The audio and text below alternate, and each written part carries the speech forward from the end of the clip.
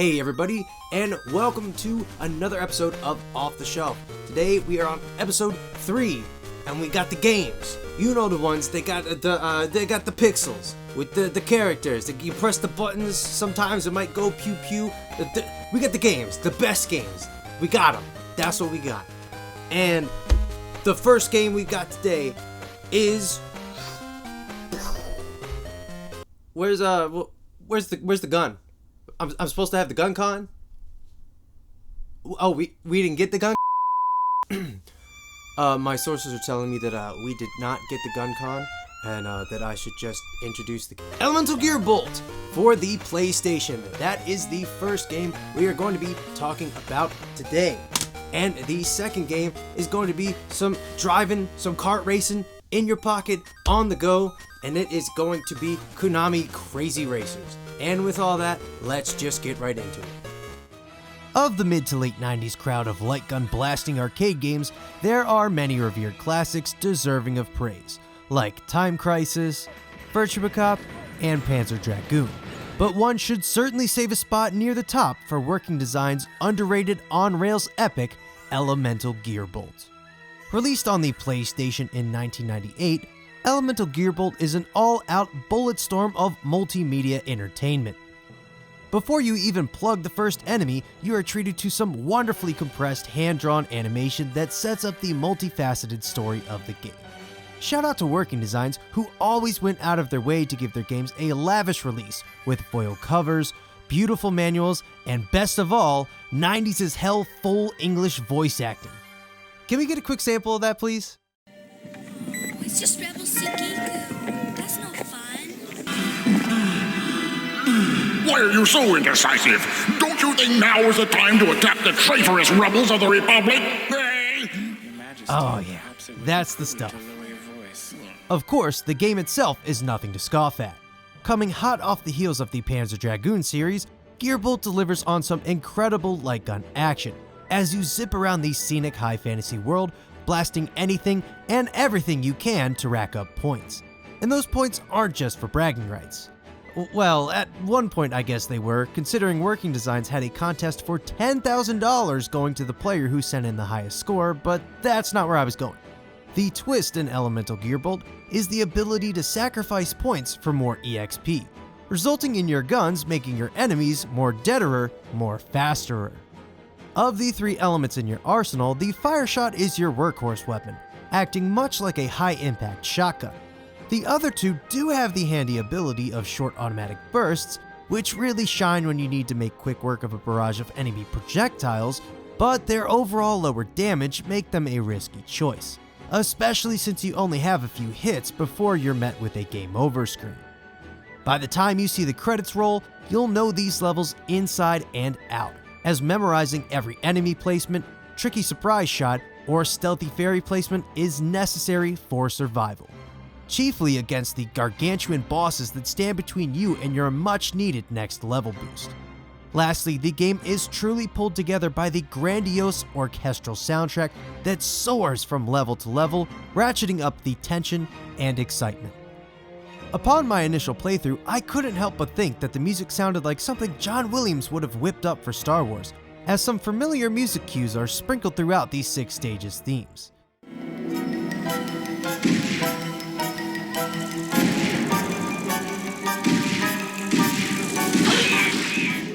It's excellent high-quality stuff that truly showcases what CD quality really meant at the time.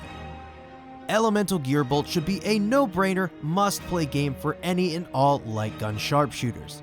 Its by-the-numbers, yet challenging and exhilarating gameplay is not to pass by, especially if you have a second player to join in to level the playing field.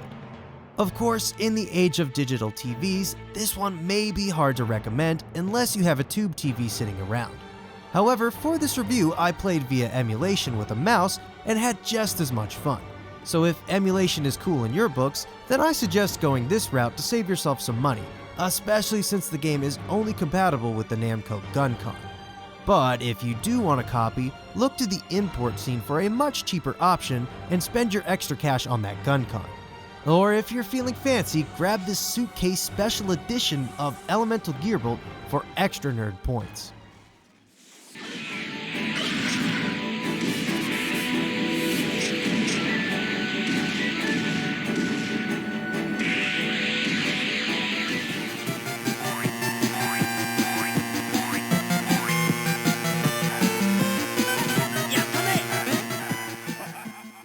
Released on the GBA in 2001, this wild ride of a racer is exactly what it sounds like.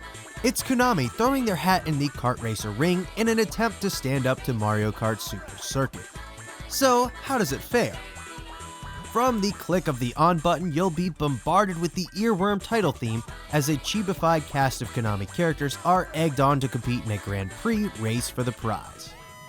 Our cast includes many recognizable faces like Goemon, Daddy Drac, Pastel, and Takosuke, just to name a few.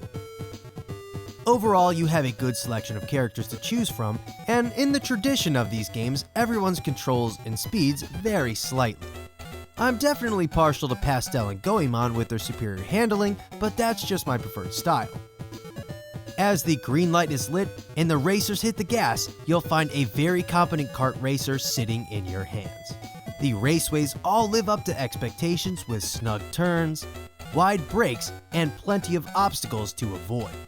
Naturally, you'll find yourself in familiar locales like beaches and parks, but prepare to take on some heat waves as you contest around Dracula's castle, venture through the absurdness of Parodia's spaceways, or sprint from base to base in the Power Pro Baseball Stadium.